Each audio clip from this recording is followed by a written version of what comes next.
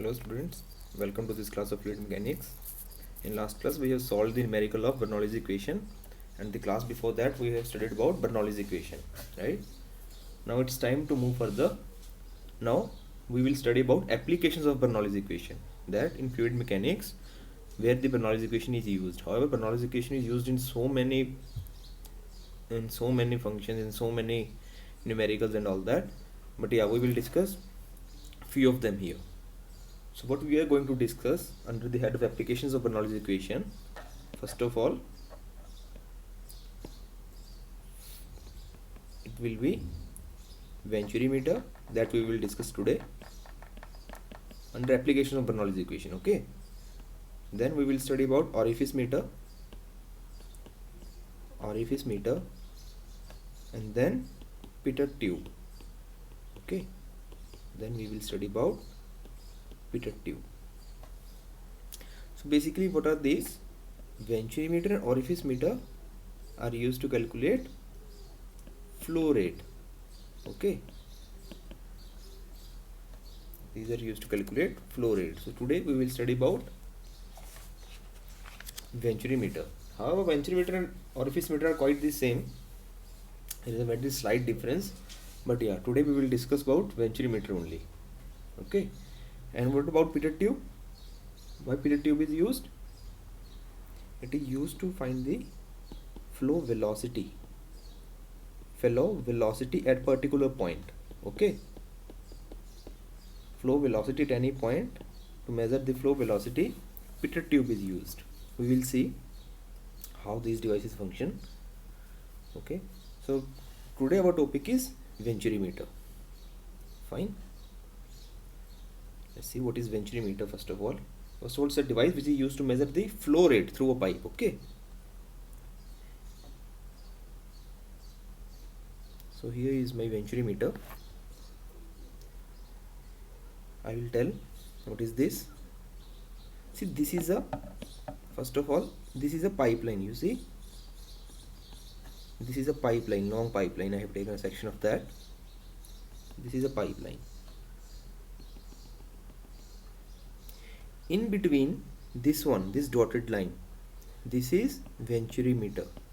I have attached the venturimeter in the series of my pipeline, in which I have to measure the flow rate. I have provided the venturimeter in between. Basically, the fluid that is flowing through pipeline has to pass through venturimeter to measure the flow rate. Okay, so first of all, venturimeter has three parts. Okay, as you can see here, venturimeter has three parts. First one is converging section.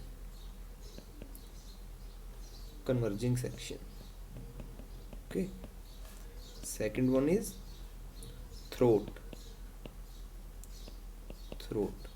and third one is diverging section. Okay, diverging section. See, as you can see here, this one, this is my first section, this is my second section, that is throat, and this is my third section. See, this is diverging, third one is diverging, first one is converging section, and in between is throat. These are the three parts of a venturimeter, and we want to measure the flow rate in this pipe, right? This is my pipeline. This is my pipeline. I want to measure the flow rate in this pipeline.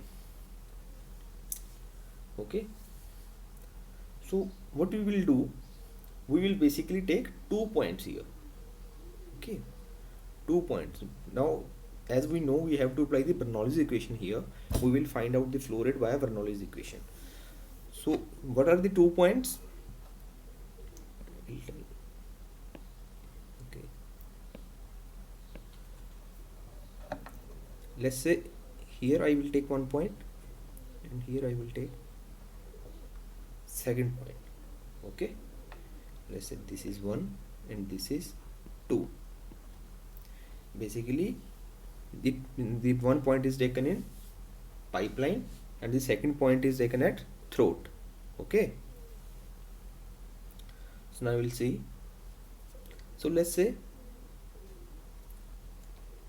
the area of pipeline is A1, pressure here is P1, okay, and velocity with which fluid is flowing is V1, okay. Now we are assuming that my pipeline is horizontal here, okay.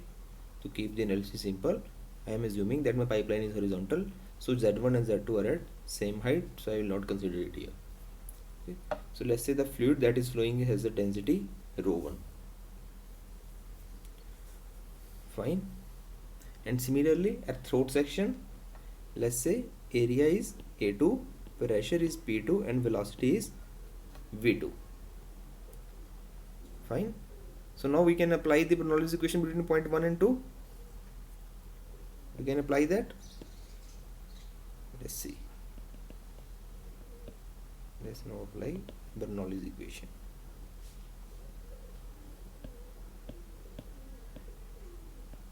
Applying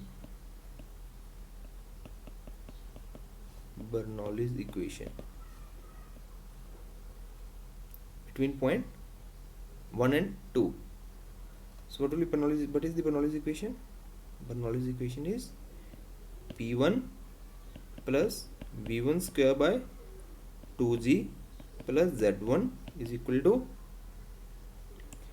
P1 by rho G, P2 by rho G plus V2 square by 2G plus Z2. So here Z1 and Z2 will cancel out. Why? Because I have assumed that my pipe is horizontal, okay, horizontal pipe. I have assumed that. So here Z1 and Z2 will cancel out. So what I am left with? I am left with P1 minus P2 upon rho G equal to V2 square minus V1 square by 2G. Okay. So now I will apply here continuity equation. Applying continuity equation. We have already studied continuity equation, right? What is the continuity equation for incompressible fluid? And yeah, here in studying a Venturi meter, we are assuming incompressible flow, okay. The whole fluid that we are going to study in our study in fluid mechanics, we are assuming incompressible fluid. We are not studying compressible fluids anyway, okay. That's out of the domain of our syllabus. So applying continuity equation here, A1 V1 is equal to A2 V2, fine. So I can say V1 is equal to A2 V2 upon A1, okay. So let's say take it side here. From here I will put the value of V1 here in Bernoulli's equation. So what it will came out to be, P1 minus P2 upon rho G is equal to V2 square minus A2 upon A1 square V2 square, I have put the value here, right, upon 2G, okay, fine. Or I can write it as P1 minus P2 upon rho G is equal to, I will take V2 square common, 1 minus A2 upon A1 whole square, okay, upon 2G,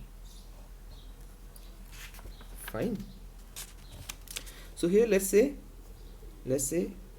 P1 minus P2 upon rho G. What is this? This is pressure head, right?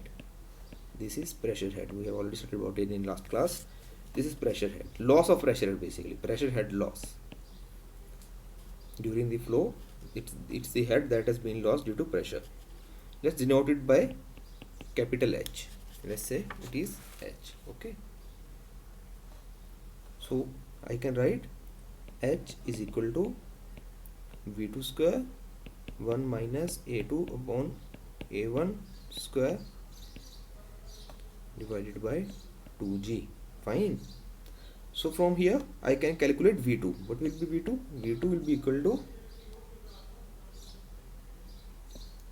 A1 square divided by A1 square minus A2 square into 2GH. Okay, whole under root. This will be my V2. Fine, it's quite simple. So now applying the Bernoulli's equation and continuity equation between the 2 points on the Venturi meter. One is throat section, one is in the pipeline. I have applied the Bernoulli's equation between these 2 points.